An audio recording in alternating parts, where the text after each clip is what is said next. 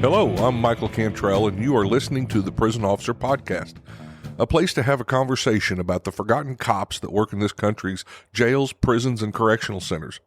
A place for me to try to make sense of a career spent working inside the fence with some of the greatest people that nobody sees or recognizes for the important job they do to keep this world safe. If you love this podcast, hit the follow button, or better yet, share with your family, friends, or co-workers. Exercise. 1, 2, 3. 1, 2, 3. 1, 2, 3. Well, hello, and welcome back to the final episode of The Basics. I wanted to spend a little bit of time, some short podcasts just on the basics of working in corrections. What someone needs to know, or sometimes what we need to review and what we need to think about. Sometimes we'll do this for 5 or 10 years and we'll get in some habits. So sometimes it's good to review just the basics of how we do this job. And that was kind of what my intention was. And we've put out 8 episodes. They were very successful. I will tell you, I've gotten a lot of emails from several people who are going through the academy, several emails from people who have just started a job in corrections somewhere. So I was very happy about it. I did put out a post last 2 weeks ago asking if anybody had any more ideas for what we should do on the basics. No responses. So I'm going to go ahead and finish up today with some of my thoughts on how to succeed in corrections and some of the basics of just being a good correctional officer. I've already written this down before. If you haven't taken a look, the Prison Officer Podcast Job Guide, Information and Guidance to Start Your Career in Corrections, was a book that I wrote in 2021. And then this year, we've updated it. And so it's got new information in it. But anyway, I'm going to take some of this, straight from the book, because these are some of the things that make a good correctional officer. And a lot of that has to do with, treating each other with respect in many different ways. And I'm going to cover a couple of those. Being a good officer doesn't always mean coming down hard on inmates or coming down hard on each other. Some of it is growing up and realizing that the world isn't just a punching bag. You don't have to fight your way through it. You can walk your way through it with your head high, carrying yourself in a manner that you would carry yourself any place else, whether it's on the street, whether it's at church, whether it's, a party outside, whatever. A lot of people want to change when they come into corrections, and that's probably the worst thing you can do. You need to be who you are, and hopefully who you are is a good person to start with. If you're not a good person, then okay, I'll agree with that. Maybe you do need to change. But if you're just a good person who wants a job and wants to, move up in a career, make some friendships, retire, have health insurance, the basics of what we're all after, provide for your family. If that's who you are, then go to work like that. You don't have to go to work to try to beat down the world. And I've worked in penitentiaries, so you're not going to tell me anything I haven't already been through and walked through, and you're not going to change my mind. I know there's a lot of crusty people out there who are mad the minute they walk into work, and they're mad when they leave work, and they take it out on everybody, staff and inmates included, while they're at work, and they just make it a hard place to work. And I will tell you that I've had as many staff who made my life hard at work as I have inmates. And there's no need for that. We're all on the same team. It's us and them. There's no in between. There's no us and them and then you. The best thing you can do is get on board, get on the team, and then start treating people like you want to be treated. The golden rule, whether that's inmates or whether that's staff. But I'll get off my soapbox there for a minute. So here's some of the ways to succeed in corrections, some of the basics of succeeding in corrections. And I think I'll start with one of the biggest. Show integrity daily. I cannot stress enough to a new employee, integrity cannot be bought or borrowed while inside a prison. It belongs to you and you only, and you should protect it at all costs, because once it's lost, you'll never get it back. You can't bring back integrity. Once people don't trust you, it's gone. They may get to where they can work with you again, but you're never going to get that full trust back that you started with. So you need to protect that. That needs to be the number one thing that you do every day, is wake up, protect that integrity, work with integrity, treat other people with integrity. There's no reason to lie. There's no reason to make up stories to make yourself look bigger. There's no reason to forge paperwork. All that stuff, and I've watched it. I've watched it for 30 years. I've watched a lot of people who thought that they were going to get by with stuff, and it came back around on them.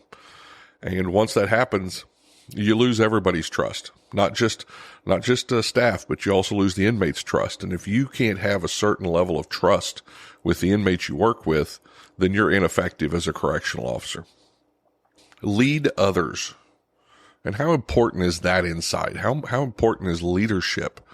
It's something I've talked about. It's something I speak on. But leading others, correctional officers are some of the best leaders. That's because we do it. It's almost instinctual for us after a while. Because even if you're not in charge, you're not a sergeant or a lieutenant or whatever ranks in your agency, you still lead inmates. You set an example for them. You get work done by getting people involved and moving towards the same goal. And that's leadership, whether that's inmates or whether that's staff. But there's a lot of staff out there that need leadership. I hear the grumblings these days all the time with, these older staff. And they're like, these rookies don't listen. They don't do. That's leadership. It's time for you to step in. If they're not listening, then you've got to pull them aside. You've got to bring them into the fold. You've got to bring them into the department, into the job, and show them why it's important. And if you can't, I haven't ran across that many people in my career that I was not able to help improve themselves or to become a better correctional officer. There were a few. And if you run across that one or two that, they're just not made for this, they won't listen, then it's time to work on, getting them out the door towards another career. But I really believe that there's not that many of those. Everybody has the capability to do this job. The thing that makes correctional officers good correctional officers is the same thing that makes good employees anywhere. We've talked about the first two: integrity, leadership. You can take that anywhere, but if you take it inside prison, you can make a difference. So that's one of the first. You're going to find out that you're naturally becoming a leader. If you're a new rookie that's come into this system, you're going to find out that you're becoming a leader whether you know it or not. And you're going to start noticing that your local church has tapped you on the shoulder to run some Sunday school classes, or maybe the school wants you to come coach some little league classes, or maybe it's just a community thing. Leadership works in all areas of our lives, and we get to hone it daily as a correctional officer. Another one is, learn from your mistakes. That's a hard one for a lot of people. It's a hard one for people who cover up who they truly are with a lot of ego. When you're open to criticism and when you're open to feedback as a way to improve, you're going to go a long ways in whatever career it is. But in corrections, you can go a long ways. You've got to understand that you don't immediately know it all. And there are people there who can help you take those steps, who can point out where you can become better. And I was resistant to that for many, many years. So I'm talking from experience here. And it was later in my career when I realized that I wasn't perfect, that I wasn't doing things perfectly, and that there was a lot of room for improvement. And I started reaching out to those mentors around me, and some of them have been reaching out to me for a long time, but I wasn't listening. And so I started listening, and I started reaching out and learning from their mistakes, learning from their experience. And if you'll do that, if you show respect, to a person that gives you constructive criticism, you'll be rewarded with their respect also. And that goes a long ways in this career. And I know that probably I'll get a few raised eyebrows on this one, but you can learn from constructive criticism of inmates too. And I remember early on in my career, a couple of inmates talking to me about how I talked to inmates in general. And I was resistant to that, but I did eventually learn that a lot of what they were telling me was correct. I didn't have to run in there, with this big ego threatening to throw people in the hole.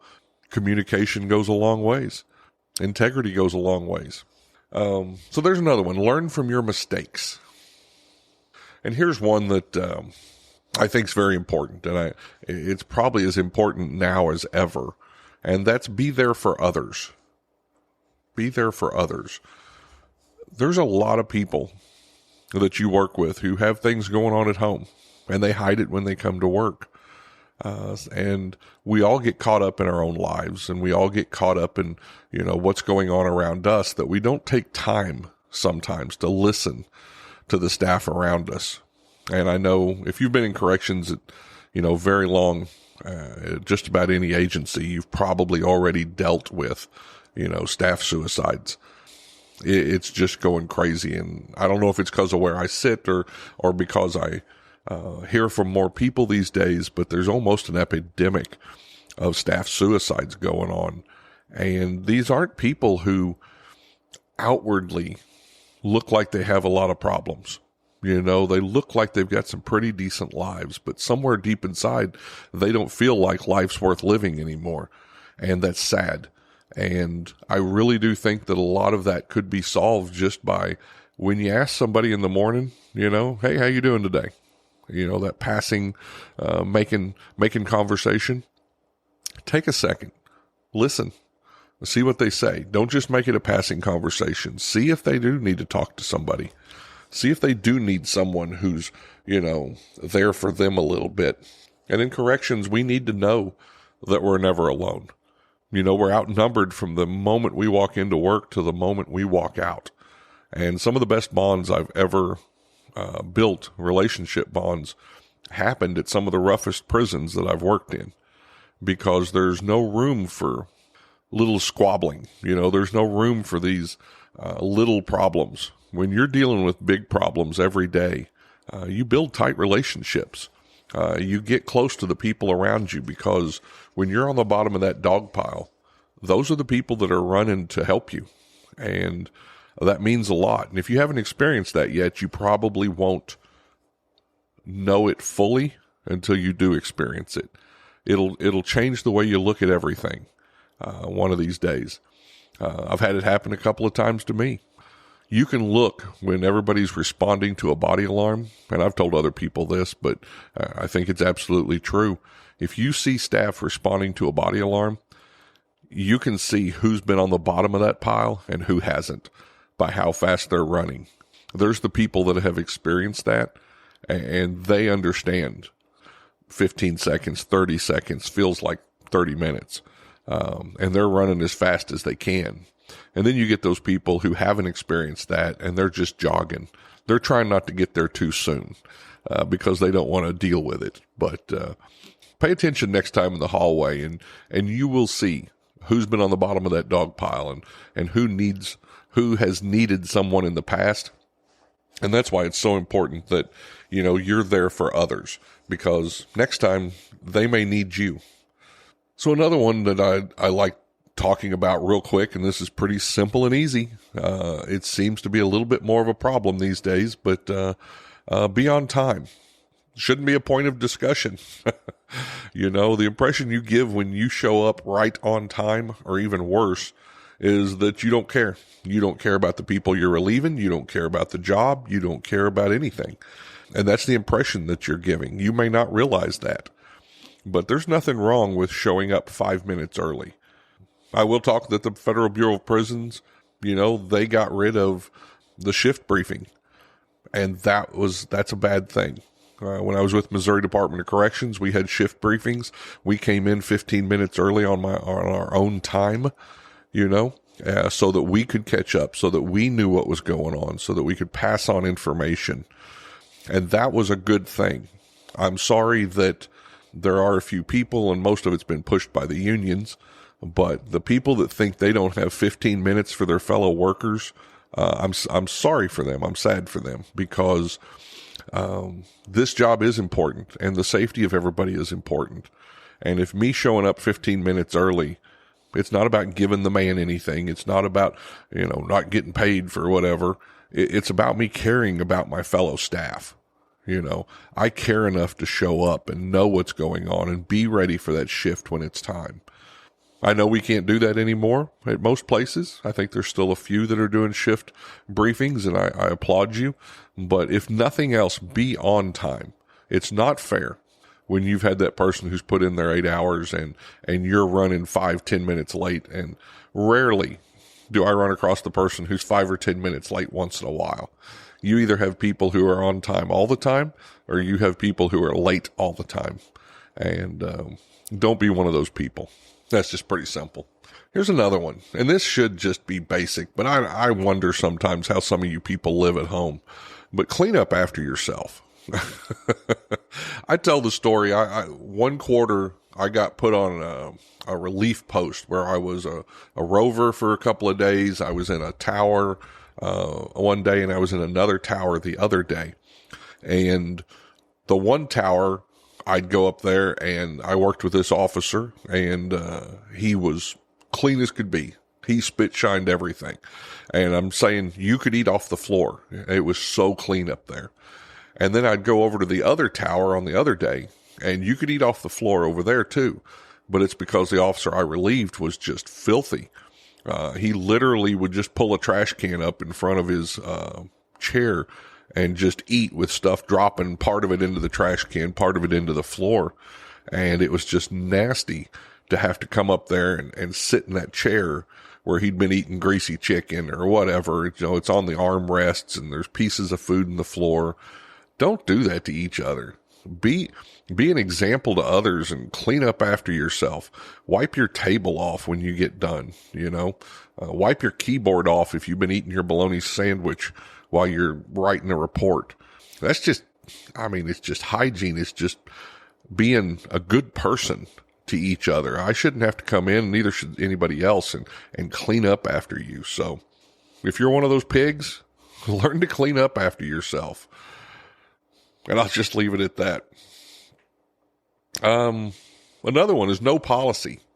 A lot of people don't think it's their job to study policy, to know policy. But the way I judge how successful a correctional officer is, one of the ways how successful a correctional officer is how many people ask them questions. Do they have other staff that come to them for information or questions about how to do the job? Do they have inmates that talk to them about what's allowed or, what policy is, what housing unit rules are?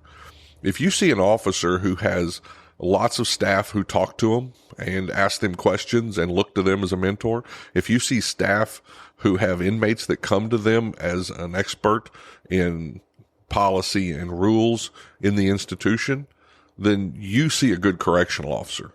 And I think that's one of the main things. If you know policy, if you know the rules, and if you are able to be an example of knowledge, I guess is the word I'm looking for, to be an example of a skilled correctional officer. And a lot of that has to do with whether or not you know policy. Policy is also what keeps you out of trouble. Knowing that policy keeps you from making poor decisions. And I'm going to encourage some of you, and I teach in some of my classes. I teach a few of the Supreme Court decisions in some of my classes, and I don't think corrections we talk enough about. And I'm not going to go into it in this podcast. Maybe I need to do one just on that. But, Graham versus Connor, what you're doing, is it objectively reasonable? Whitley versus Albers is another one. A lot of those cases, case law, determine what we're allowed to do inside. One of the things I used to bring up to those that worked with me in the Federal Bureau of Prisons, I'd ask people, how come we serve inmates 3 meals a day? And they go, well, that's policy. That's okay. It's policy, but that policy is based on federal law. So you're not just breaking policy when you do something, you're breaking the law. So to know our policies, to know our procedures, to be an expert, okay? To be an expert correctional officer means to know that stuff.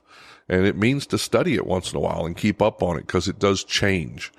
That's one of the things I want to see in a good correctional officer, is someone who knows their policy, is someone who is getting asked questions by not only staff, but inmates. And you'll see those people.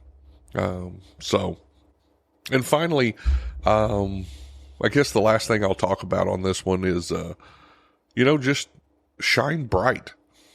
And I have a quote here. Francis Bacon once wrote, "In order for light to shine so brightly, the darkness must be present." And I know there's a lot of people that look at our career and our profession and they go, wow, that's, dark and, there's not nice things there and it's violent and all that stuff. But if you want to shine bright, corrections is a place where you can shine brighter than any place else. Don't settle for 8 in the gate. Make your actions shine above the rest. Make a difference. Be the person others look to for direction, leadership, and inspiration. Be the person that people look forward to seeing when you come to work. And I'm not going to tell you any of this is easy. It's not. I had many years where I had some tough times. I had tough times at work. I had tough times outside of work that probably came to work with me. But over the years, I learned how important what we do is, and I learned how much effect I could have on the others that I worked with. And this, think about just an example. If that captain comes in that day and he's throwing stuff up against the wall and he's mad because, I don't know, his dog bit him at home. I don't know. But he's coming into work and he's throwing stuff and he's, in a rage. Or the housing unit officer, you come down there and you're not wanting to talk to people and you're slamming doors. What do you think's going to happen that day? I'll tell you what's going to happen. You're going to infect everybody else with your bad mood. And I'll guarantee that you're probably going to have a use of force that day, that you're probably going to have a fight, that you're probably going to have something, because those moods are infectious. And just the way negative moods are, positive moods are. If you come in a good mood, you can set the stage for everybody in that institution sometimes, because it will trickle from one person to the other. So when you come into work, shine bright. Bring a good mood with you. And sometimes that's tough. I know. Been there. But do it anyway, because it matters. It matters what kind of mood you bring to work. You affect everybody around you. And that goes for everything that we've talked about in the last 8 episodes of the basics. If you're that officer who's doing what's supposed to be done, you're doing it correct, you're doing it in a way that people are proud of the profession, then you're going to shine and you're going to affect others. If you're a person who cleans up after yourself in your housing unit before the next shift shows up, others will start taking care of that. They'll start paying more attention to it. If you're a person who walks in with a smile for everybody that day, you're going to see other smiles come back towards you. If you're a person who's knowledgeable in policy, if you're a person who wears their uniform proudly, you're going to see people who look to you as a mentor, and you're going to see people who emulate you. And that's going to spread. It's infectious. The same way that some of the bad things that we talk about in corrections are infectious, the good things in corrections are infectious too. You can change a whole agency. I truly believe that. I've seen it. I've seen one person take an agency down, and I've seen one person take an agency up. So be that person.